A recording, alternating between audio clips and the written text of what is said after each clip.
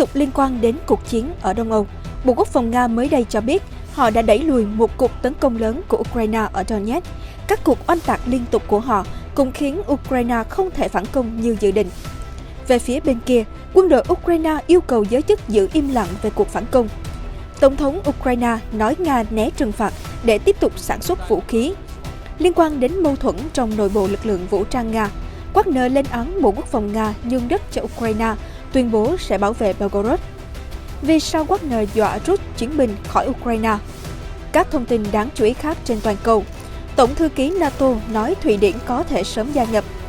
Nhật Hàn cam kết tăng tốc đối thoại quốc phòng để giải quyết bất đồng. Liban sắp có tổng thống mới. 3 vạn người sơ tán vì cháy rừng trên khắp Canada.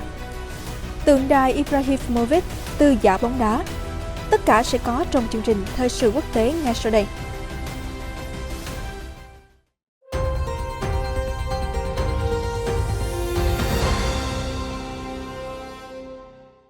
Chào mừng quý vị đến với chương trình Thời sự quốc tế hôm nay. Sau đây là những thông tin chi tiết. Bộ Quốc phòng Nga ngày 5 tháng 6 cho biết các lực lượng của họ đã ngăn chặn một cuộc tấn công lớn của Ukraine ở Donetsk, khiến hàng trăm binh sĩ đối phương thiệt mạng. Cùng với các cuộc oanh tạc liên tục thời gian qua, có thể kế hoạch phản công của Ukraine không thể tiến hành như dự định. Cũng theo Bộ Quốc phòng Nga, Ukraine đã phát động cuộc tấn công vào ngày 4 tháng 6 bằng 6 tiểu đoàn cơ giới và 2 tiểu đoàn xe tăng tại 5 khu vực ở mặt trận hướng Nam Donetsk. Không rõ cuộc tấn công được báo cáo có phải là sự khởi đầu của cuộc phản công của Ukraine nhằm chiếm lại một số lãnh thổ do lực lượng Nga kiểm soát hay không. Tuyên bố của Bộ Quốc phòng Nga có đoạn, mục tiêu của đối phương là chọc thủng tuyến phòng thủ của chúng ta ở khu vực dễ bị tổn thương nhất. Quân địch không đạt được nhiệm vụ, không có thành công nào cả. Bộ Quốc phòng Nga cũng công bố đoạn video cho thấy một số xe bọc thép của Ukraine nằm im trên cánh đồng sau khi bị trúng đạn. Tổng cộng có 250 binh sĩ Ukraine nằm xuống, cùng với 16 xe tăng, xe chiến đấu步binh và 21 xe chiến đấu bọc thép bị phá hủy. Ukraine trong những tuần gần đây đã tìm cách làm suy yếu một số tuyến phòng thủ của Nga. Cuối tháng trước, một quan chức cấp cao ở Kiev cho biết các hoạt động sơ bộ như phá hủy đường tiếp tế hoặc cho nổ các kho hậu cần đã bắt đầu. Một cuộc tấn công bằng máy bay không người lái đã gây hỏa hoạn tại cơ sở năng lượng ở vùng Belgorod của Nga vào tuần trước. Khu vực này giáp với Ukraine và thường xuyên bị pháo kích trong những tuần gần đây. Trong một cuộc phỏng vấn ngày 4 tháng 6, Tổng thống Ukraine Volodymyr Zelensky cho biết Kiev đã sẵn sàng hành động. Ông không đề cập đến vụ tấn công mà phía Nga loan báo. Bộ Quốc phòng Nga cho biết Tổng tham mưu trưởng Valery Gerasimov, người phụ trách chiến dịch quân sự của Moscow ở Ukraine, đã có mặt tại khu vực xảy ra cuộc tấn công của phía Ukraine. Ông Gerasimov và Bộ trưởng Quốc phòng Sergei Shoigu đã bị lãnh đạo nhóm Wagner chỉ trích trong những tháng gần đây bởi sự yếu kém và chậm trễ cung cấp đạn dược.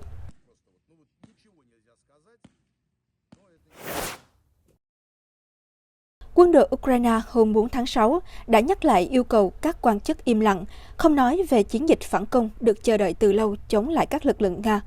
Thời gian qua, những lời đồn đoán đã tăng lên về một cuộc tấn công lớn của các lực lượng Ukraine nhằm chiếm lại lãnh thổ do Nga kiểm soát ở phía đông và phía nam. Nhưng các tướng lĩnh Ukraine đã nhiều lần ngăn cản giới chức đưa ra nhận xét rằng chỉ tăng thêm sự đồn đoán trong dân chúng, không có lợi cho chiến dịch phản công, chỉ có lợi cho đối thủ. Giới chức Ukraine trong những ngày gần đây cũng trừng phạt một số công dân chia sẻ hình ảnh hoặc video về hệ thống phòng không đã bắn hạ tên lửa Nga.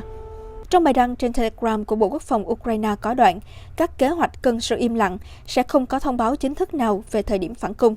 Các đồng minh phương Tây của Ukraine trong những tháng gần đây đã tăng cường cung cấp vũ khí, áo giáp và đạn dược. Những thứ các chuyên gia quân sự cho rằng Ukraine có thể thiếu hụt khi đối phó lực lượng Nga đang cố thủ. Trong một cuộc phỏng vấn được công bố hôm 3 tháng 6, Tổng thống Volodymyr Zelensky cho biết Kiev đã chuẩn bị cho chiến dịch nhưng không đưa ra bất kỳ dự đoán nào. Các quan chức cấp cao khác, bao gồm cả Bộ trưởng Quốc phòng Oleksiy Reznikov, cũng tìm cách giảm bớt kỳ vọng tương tự từ công chúng và đối tác.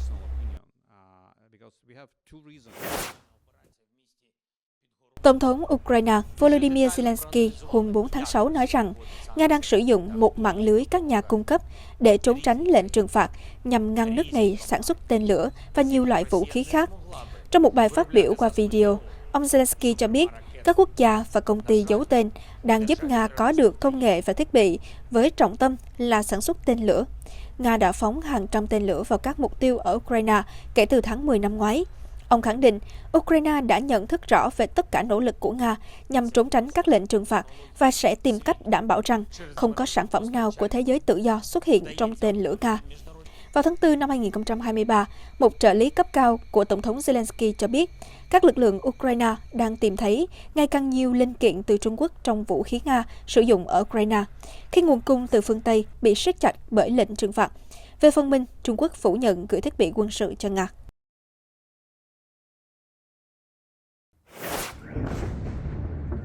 Ông chủ công ty quân sự tư nhân Wagner tuyên bố có thể đưa lực lượng đến bảo vệ tỉnh biên giới Belgorod của Nga, nơi trải qua hàng loạt vụ nổ gây thương vong gần đây.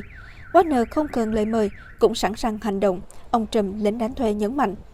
Người đứng đầu nhóm bán quân sự Wagner của Nga, Yevgeny Prigozhin, hôm 3 tháng 6 tuyên bố sẵn sàng gửi các đơn vị đến bảo vệ tỉnh Belgorod của Nga, địa phương giáp với Ukraine và đã bị tấn công, pháo kích dữ dội trong những ngày gần đây. Ông Prigozhin nói trong đoạn ghi âm đăng trên ứng dụng Telegram, nếu Bộ Quốc phòng Nga không ngăn chặn những gì đang xảy ra ở khu vực Belgorod, thì rõ ràng chúng tôi phải đến đó. Chúng tôi sẽ bảo vệ đồng bào Nga, mọi cư dân ở Belgorod. Theo Euronews, ông trùm Wagner nhấn mạnh không cần chờ đợi lời mời hay sự cho phép chính thức để hành động bảo vệ Belgorod. Ông khẳng định điều duy nhất chúng tôi sẽ yêu cầu là đạn dược.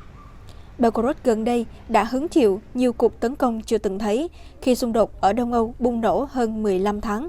Thống đốc tỉnh, ông Vyacheslav Gladkov, hôm 3 tháng 6 cho biết, chỉ riêng ngày hôm trước, địa phương hứng chịu hơn 500 quả đạn, gồm hơn 370 quả đạn nhắm vào thị trấn Shebekino, buộc hàng trăm người sơ tán. Theo nhà chức trách, ít nhất 27 người bị thương. Ông Gladkov hôm 3 tháng 6 thông báo số người chết hiện đã tăng lên 5 người. Nga ngày 1 tháng 6 tuyên bố đã đẩy lùi nỗ lực tấn công tỉnh Belgorod từ nhóm vũ trang xuất phát trong lãnh thổ Ukraine. Ông chủ Wagner, người thường xuyên công khai chỉ trích Bộ Quốc phòng Nga, hôm 3 tháng 6 đã cáo buộc các tướng lĩnh Nga nhường lãnh thổ thuộc tỉnh Belgorod. Ông chỉ trích Bộ Quốc phòng Nga không thể làm bất cứ điều gì bởi vì bộ này không có vai trò thực tế. Bộ Quốc phòng Nga không phản ứng với chỉ trích mới từ phía ông Prigozhin. Moscow xem những vụ tấn công vào Belgorod là hành động cực đoan của Ukraine, dù Kiev bác bỏ liên quan trong các vụ việc. Tổng thống Nga Vladimir Putin đã chỉ đạo tăng cường phòng thủ ở Belgorod và các tỉnh biên giới khác. Ông chủ Wagner, Prigozhin, từng đưa ra hàng loạt phát ngôn bất nhất, mâu thuẫn, nhưng có một điều rõ ràng, ông trùm lính đánh thuê đã liên tục chỉ trích tướng lĩnh Nga. Vào ngày đầu tháng 6, ông cảnh báo rút chiến binh Wagner khỏi Ukraine nếu như chiến dịch đặc biệt vẫn nằm dưới sự chỉ huy của những chú hề ném binh sĩ vào máy nghiền thịt. Trang tin Insider của Mỹ cho biết, ông Prigozhin từng được cho là một đồng minh thân cận với Tổng thống Nga Vladimir Putin. Các chiến binh Wagner dưới sự lãnh đạo của ông đã chiến đấu dữ dội và gánh chịu tổn thất nặng nề suốt nhiều tháng ở Ukraine, nhất là tại địa ngục Bakhmut. Khi đến một doanh trại hôm 1 tháng 6, ông Prigozhin nói, bộ máy chỉ huy quân sự ở Moscow là một thất bại. Nó được điều hành bởi những chú hề luôn ném binh sĩ vào máy nghiền thịt và chúng tôi sẽ không nhảy vào đó. Ông chủ Wagner nói thêm, lực lượng lính đánh thuê đã có một năm khó khăn và sẽ rút khỏi Bakhmut trước ngày 5 tháng 6, bàn giao mọi vị trí cho quân chính quy Nga. Nga vào tháng trước tuyên bố chiến thắng ở Bakhmut. Các nhà phân tích từ Viện Nghiên cứu Chiến tranh có trụ sở ở Washington tin rằng việc binh sĩ Nga thay Wagner kiểm soát Bakhmut có thể tạo lỗ hổng cho Ukraine phản công, giành lại thành phố này. Reuters đưa tin, ông Prigozhin vào đầu tháng 5 nói rằng các chiến binh của ông chỉ tiếp tục chiến đấu ở Ukraine nếu như được làm điều đó tại một phòng tuyến riêng biệt và không nhận mệnh lệnh từ Bộ Quốc phòng. Ông Prigozhin cho biết Wagner sẽ ở lại Donbass trong khoảng 1 tháng, sau đó đưa ra quyết định tiếp theo. Gần đây, ông Prigozhin cũng chỉ trích tướng lĩnh Nga không bảo vệ đủ tốt cho thủ đô Moscow. Làm quái nào mà các máy bay không người lái có thể bay tới Moscow? Các ông đã để cho nhà mình bị đốt phá. Ông trùm Wagner nói, nhắc đến việc khoảng 10 máy bay không người lái bay vào quận trung tâm của Moscow. Ông Igor Girkin, cựu đặc vụ thuộc Cơ quan An ninh Liên bang Nga FSB, cảnh báo Wagner Group đặt ra hiểm họa không tầm thường đối với chủ nhân Điện Kremlin. Ông Prigozhin nói không hề có kế hoạch đảo chính cho biết đội quân của mình không đủ mạnh để tác động tới Tổng thống Putin và ông chỉ muốn nhìn thấy những sự thay đổi cải cách cần thiết ở Nga. Điện Kremlin đôi lần thừa nhận khó khăn ở Ukraine, nhưng cho biết sẽ hoàn thành mọi mục tiêu trong chiến dịch quân sự đặc biệt. Bên cạnh đó, sau vụ UAV cố gắng tập kích thủ đô Moscow, phát ngôn viên Điện Kremlin Dmitry Peskov cho biết, Tổng thống Putin nói rằng có chỗ cần cải thiện trong hệ thống phòng không của thủ đô, nhưng nhìn chung hệ thống đã và đang hoạt động hiệu quả. Một thỏa thuận về việc Thụy Điển gia nhập NATO có thể đạt được trong thời gian diễn ra hội nghị thượng đỉnh vào tháng 7 tới tại Litva. Tổng thư ký NATO Jens Stoltenberg cho biết như vậy vào ngày 4 tháng 6 sau cuộc gặp với Tổng thống Thổ Nhĩ Kỳ Tayyip Erdogan. Ông nói các quan chức từ Thổ Nhĩ Kỳ, Thụy Điển và Phần Lan sẽ gặp nhau vào cuối tháng này để đàm phán nhằm cố gắng vượt qua sự phản đối từ Thổ Nhĩ Kỳ và Hungary để giúp Thụy Điển gia nhập NATO. Các cuộc gặp giữa ông Stoltenberg với Erdogan diễn ra ở Istanbul, một tuần sau khi ông Erdogan chiến thắng trong cuộc bầu cử cuối tháng 5 vừa qua. Các nhà phân tích chính trị cho biết, ông Erdogan, người đã tìm cách đóng vai trò trung gian giữa Nga và phương Tây trong cuộc chiến Ukraine, khó có thể đưa ra quyết định về tư cách thành viên NATO của Thụy Điển cho đến khi kết quả cuộc bầu cử được quyết định. Ông Stoltenberg nói trong một cuộc phỏng vấn rằng, điều quan trọng là sử dụng thời gian còn lại trước hội nghị thượng đỉnh NATO ở Vilnius vào tháng 7 để đạt được một thỏa thuận.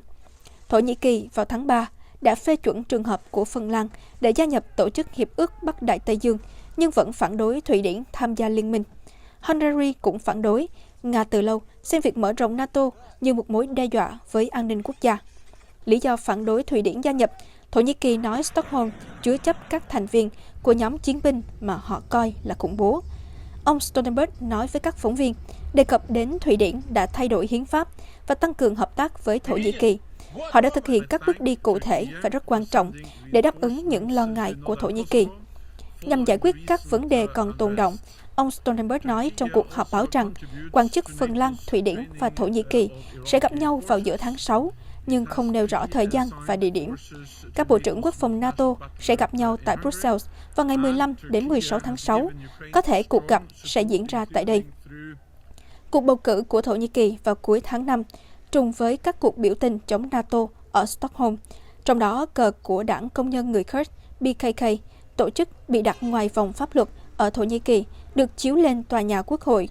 Khi được hỏi về các cuộc biểu tình, ông Stoltenberg cho biết bản thân các cuộc biểu tình không phải là bất hợp pháp.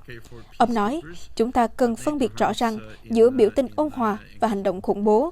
Bất hợp pháp là hỗ trợ, tài trợ cho các tổ chức khủng bố, nhưng không phải là bất hợp pháp khi biểu tình và chống lại NATO và đồng minh của NATO, vì đó là một phần của các giá trị dân chủ mà tất cả nên bảo vệ.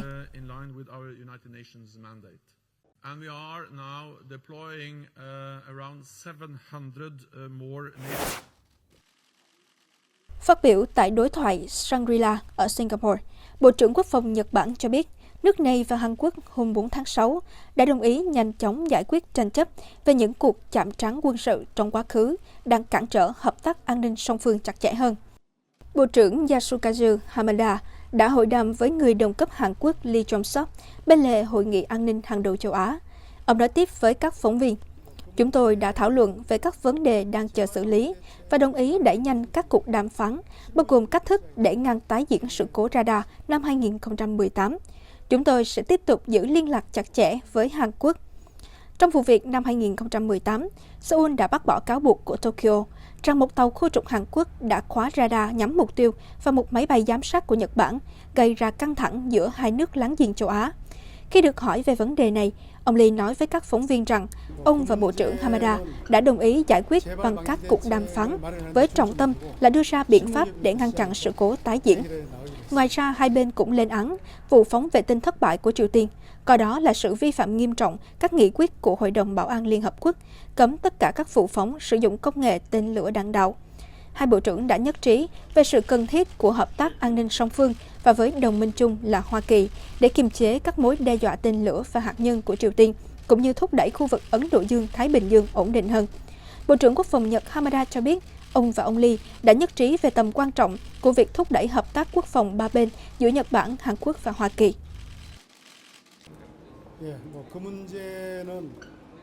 재발 방지 대책. Các đảng đối lập ở Liban như Cơ đốc giáo độc lập hôm 4 tháng 6 cho biết họ đã đề cử quan chức IMF là ông Jihad Achour làm ứng viên tổng thống trong cuộc đua với ứng viên Suleiman Frangieh, được Hezbollah hậu thuẫn. Tại một cuộc họp, các bên liên quan đã tán thành việc đề cử ông Achour, hiện là giám đốc phụ trách Trung Đông và Trung Á của Quỹ tiền tệ quốc tế IMF và cũng là cựu Bộ trưởng Tài chính Liban. Liban đã không có tổng thống từ khi nhiệm kỳ của ông Michael Aoun kết thúc vào cuối tháng 10 năm 2022. Thiếu vị trí lãnh đạo làm trầm trọng thêm tình trạng tê liệt thể chế ở một quốc gia đang khủng hoảng kinh tế suốt nhiều năm. Hezbollah là lực lượng thân Iran, cánh vũ trang hùng mạnh của đất nước. Họ với đảng đồng minh Shiite Amor đã ủng hộ ông Frangieh, 56 tuổi, người thừa kế của một triều đại Cơ đốc giáo lâu đời ở Liban và là đồng minh của Tổng thống Syria Bashar al-Assad. Ông có quan hệ chặt chẽ với giới cầm quyền ở Damascus.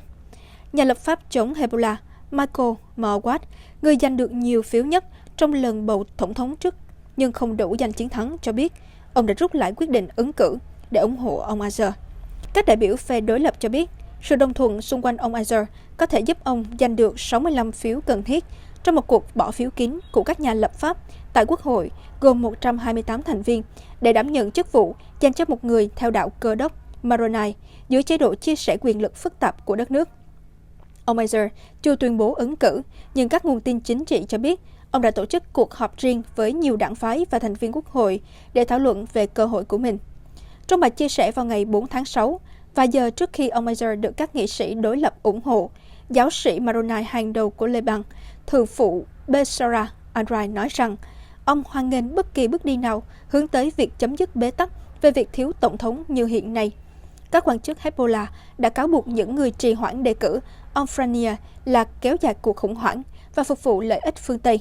Phó tướng của Hezbollah, ông Hassan Falala, nói hôm 4 tháng 6, ứng cử viên mới được công bố của các nhóm đối lập với chúng tôi là một ứng cử viên thích đối đầu. Hezbollah và đồng minh thường có quan hệ chặt chẽ với Syria và Iran, trong khi các đối thủ của họ trong cộng đồng Cơ đốc giáo và Hồi giáo Sunni có truyền thống hướng về phương Tây và các quốc gia Ả Rập vùng vịnh do người Sunni lãnh đạo như Ả Rập Xê Út hay Qatar. Washington đã cảnh báo rằng họ đang xem xét các biện pháp trừng phạt đối với một số quan chức Liban vì cản trở cuộc bầu cử tổng thống, đồng thời cảnh báo tình trạng tê liệt chỉ làm trầm trọng thêm cuộc khủng hoảng của đất nước. Ít nhất 10 vụ cháy đang thiêu đốt các cánh rừng của tỉnh Nova Scotia, Canada. Nỗ lực chữa cháy liên tục diễn ra trên không và dưới mặt đất từ ngày 31 tháng 5 đến nay. Chính quyền tỉnh Nova Scotia cho biết 5 máy bay trực thăng và một máy bay chuyên trách đang tìm mọi cách để thả nước dập lửa. Khoảng 30.000 người trên khắp Canada phải di dời do cháy rừng bùng phát ở gần như tất cả các tỉnh. Bộ trưởng các vấn đề khẩn cấp liên bang của Canada, ông Bill Blay cho biết hơn 2,7 triệu hecta rừng đã bị thiêu đốt trong năm nay trên khắp đất nước, tương đương với hơn 5 triệu sân bốc đá. Tỷ lệ này cao gấp 10 lần mức trung bình hàng năm trong thập kỷ qua. Trong một cuộc họp sáng ngày 2 tháng 6, ông Blair nói có 214 đám cháy đang bùng lên khắp Canada với 93 trường hợp ngoài tầm kiểm soát. Cháy rừng thường xảy ra ở các tỉnh phía Tây của Canada, nhưng năm nay tỉnh phía Đông Nova Scotia đang quay cuồng với mùa cháy rừng tồi tệ nhất từ trước đến nay. Địa phương ven Đại Tây Dương này đã chứng kiến gần 200 vụ cháy rừng trong mùa bùng phát năm nay, cao hơn hẳn so với 152 vụ cháy của cả năm 2022. Thủ tướng Justin Trudeau cho biết Canada đang trải qua thời gian đáng sợ với hàng loạt vụ cháy rừng.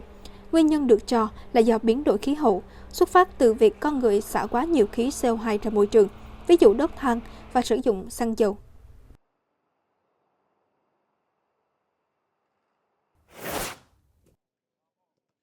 Việc tuyên bố giải nghệ của Ibrahimovic diễn ra sau một mùa giải hầu như không ra sân vì dính chấn thương. Anh mới trở lại vào tháng 2 sau ca phẫu thuật đầu gối trái. Ibrahimovic bắt đầu sự nghiệp bóng đá tại câu lạc bộ quê nhà Malmö FF của Thụy Điển năm 1999 trước khi ký hợp đồng với Ajax 2 năm sau. Anh sau đó đầu quân cho Juventus cùng với David Trezeguet, tạo nên một trong những cặp tiền đạo khét tiếng nhất bóng đá thế giới lúc bấy giờ.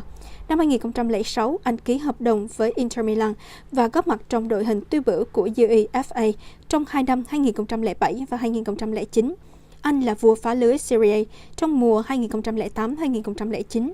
Anh gia nhập Barcelona vào mùa hè năm 2009 trước khi trở lại Ý một mùa sau màu áo AC Milan và giành thêm một Scudetto của đội bóng này vào mùa 2010-2011. Tháng 7 năm 2012, anh đầu quân cho Paris Saint-Germain và giành 4 chức vô địch Ligue 1 liên tiếp, 3 Coupe de la Ligue, 2 Coupe de France và trở thành vua phá lưới của Ligue 1 trong 3 tuần. Năm 2015, anh trở thành cầu thủ ghi nhiều bàn thắng nhất trong lịch sử của câu lạc bộ. Năm 2016, anh gia nhập Manchester United theo dạng chuyển nhượng tự do và giành được FA Community Shield, Football League Cup và UEFA Europa League trong mùa đầu tiên. Sau đó, Ibrahimovic gia nhập câu lạc bộ Mỹ LA Galaxy vào năm 2018. 2 năm sau, anh tái gia nhập đội bóng cũ AC Milan cho đến khi giã từ sự nghiệp. Chương trình thời sự quốc tế của chúng tôi đến đây là kết thúc. Chân thành cảm ơn quý vị đã theo dõi. Tạm biệt và hẹn gặp lại quý vị trong những chương trình sau.